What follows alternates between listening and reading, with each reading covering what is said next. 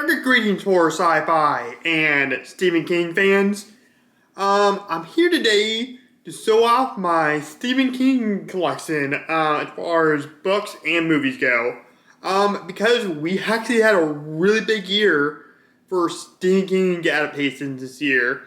Earlier we had The Monkey, then Life of Chuck, The Long Rock, and then this last weekend we had the release of Running Man.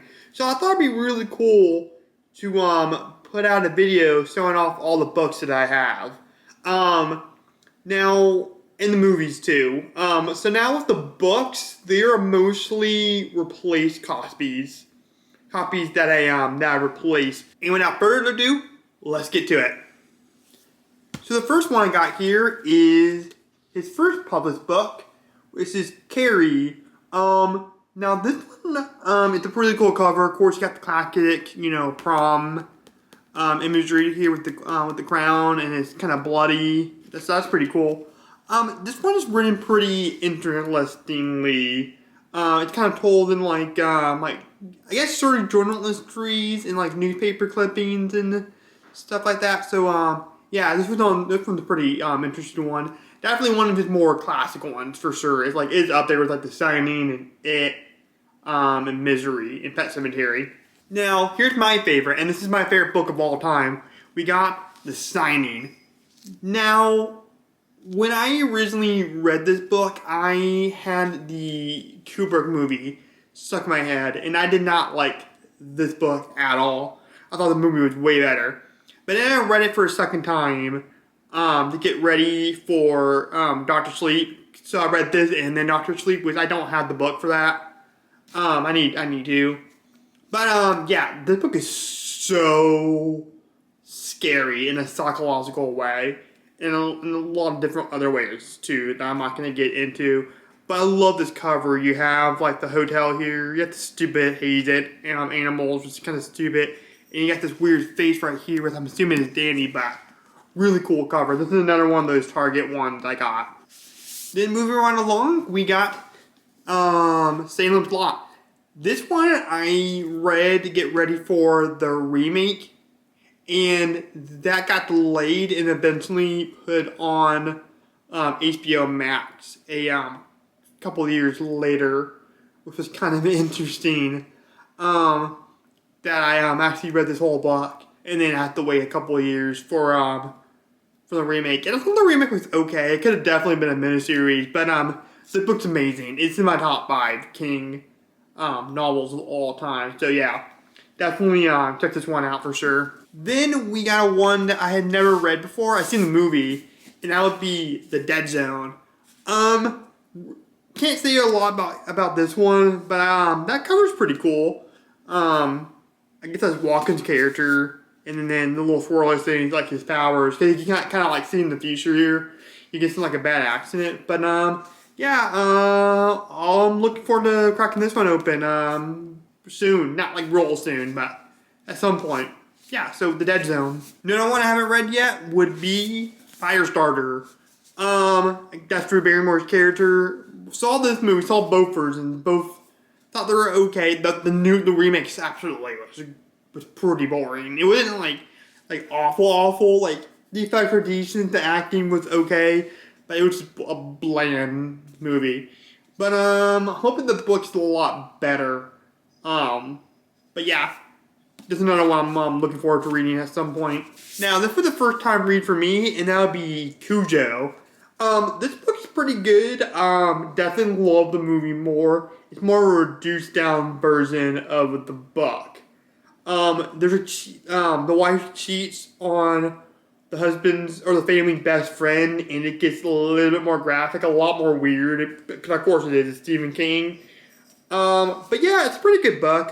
Gets into some details, but I just liked how the movie was a lot more reduced version.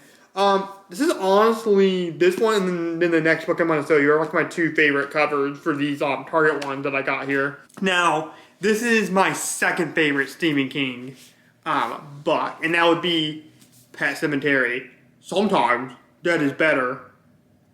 Neither film version, the original and then the remake, lived up to this. And they're both fine movies, in my opinion, but yeah, they never lived up to this. For one thing, the wife had an issue with the husband teaching her daughter about death, which is not in either film version. She's just okay with it, given the circumstances with her sister Zelda. But yeah, this book just goes into a lot more details, as you can imagine. And I don't know, I just like that conflict more with Lewis and Rachel, the wife. But yeah, this book is really, really creepy. So definitely check it out. And I love this cover too. Now, I gotta say for this next one, this is the one where I kind of go back and forth if I like the book or movie better. But that would be Misery. Now, if you thought Kathy Bates was crazy in the movie, she is batshit fucking insane in the book. Some of the stuff that she does in here is so disturbing. And I don't want to ruin it, but definitely check this out. This is the one I would say I would actually recommend to people to start out with. Actually, my first one was The Signing, funny enough. But this was my second one that I read. Because it's not supernatural, so they didn't get it weird. You don't get like the classic, like, super goofy Stephen King moments. You do. It's definitely not problematic in any sort of way. Like, there's no weird homophobia. There's no weird racism. But yeah, definitely check this one out. If you've never read Stephen King before, definitely check this one out. And now, got a short story collection here, which is going to be different seasons. What comes with Rita Hayworth and the Salt Lake Redemption, Out Pupil, Body was got turned into Stand By Me, and then the Breathing Method. Salt Lake Redemption's really good. The book or the movie is way better. Or no, I wouldn't say way better. It's pretty close. I would honestly say the only Stephen King movie that's significantly better than the book is Gerald's Game. I do not like that book at all, but that's besides the point. That's not what we're talking about here. But the book is really good. The only thing is there's multiple wardens, so you can't attach yourself to anybody, or one central villain, rather. The prison guard is in this movie, and you don't really get to know any of the other prisoners in the movie or in the book, in the short story. Especially what's his name? Brooks. His whole backstory is in here, but I don't think the whole thing of him committing suicide is in here at all. If I remember correctly, the Body is really good. That one's the best one out of all of these, I think. And then Out Pupil's pretty bad, and I haven't read the Breathing Method yet. And then I'm reading this one right now, Life of Chuck. Really good. Follows the movie really closely. And the movie follows this really closely. Of course, there's going to be a few added details in here. But yeah, this one's real quick. I'm like halfway through it, and I've been reading it in a week. So that's pretty quick for me, because I'm a slow reader. Now, on to the movies. We got the original Tobe Hooper Salem Lot, and I love these Warner Brothers Universal covers, where it's kind of like this this real like bright color slip cover, and then you pull it out and you got the regular cover right here. That's really cool. You got the picture of Barlow, and then that of course goes to the cover of that, or did a take off of that for one of their albums, or the first album actually. Then we got The Signing on Blu-ray or on 4K. I haven't seen this on 4K yet, or I haven't sat down and watched the whole thing from beginning to end. I need to, because this looks spectacular on 4K from what I've seen. And I love this movie. And, even though I love the book even more, this movie's really good. Then we got Dr. Sleep with, I love this movie even more. This is actually, of course, All Saints, my favorite Stephen King movie. But this is tied with The Signing as far as my favorite, as my second favorite King adaptation, because they just kind of go hand in hand for me.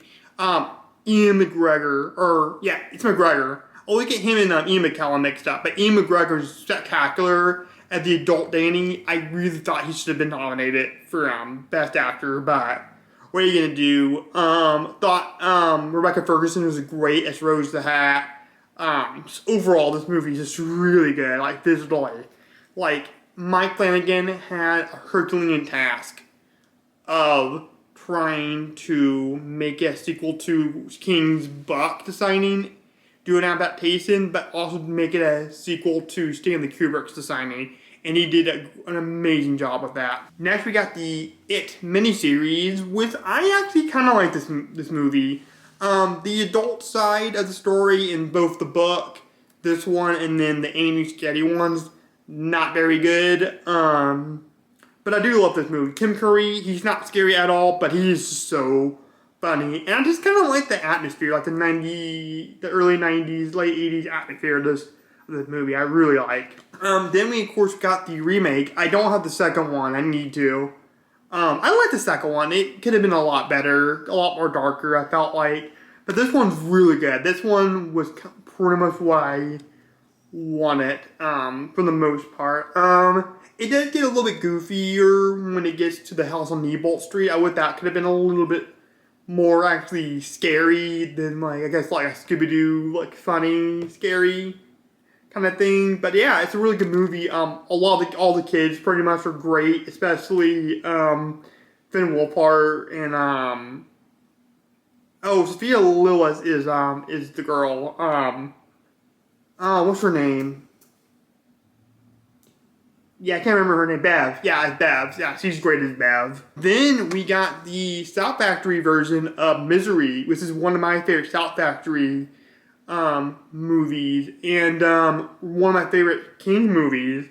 Like I said, I just don't know what version I like more, this one or the book.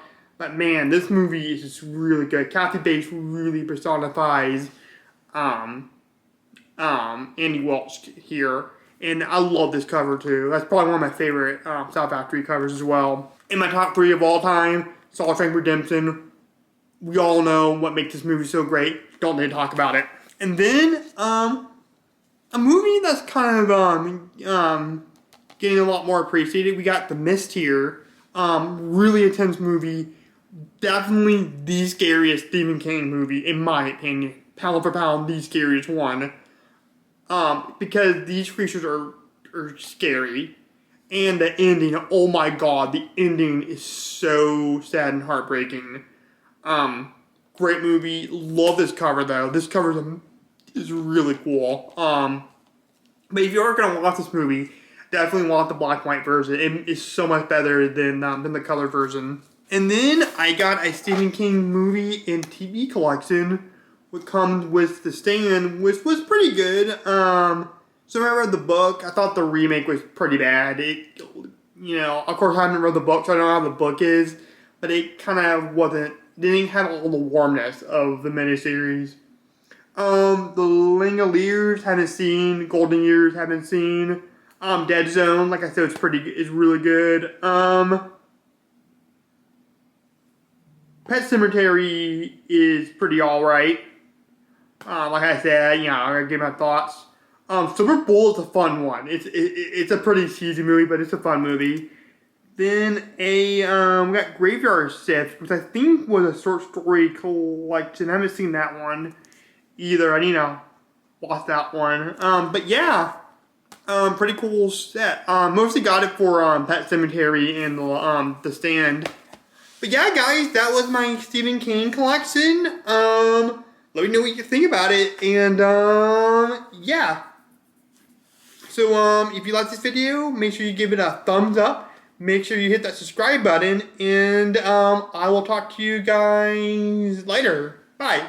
And stay weird.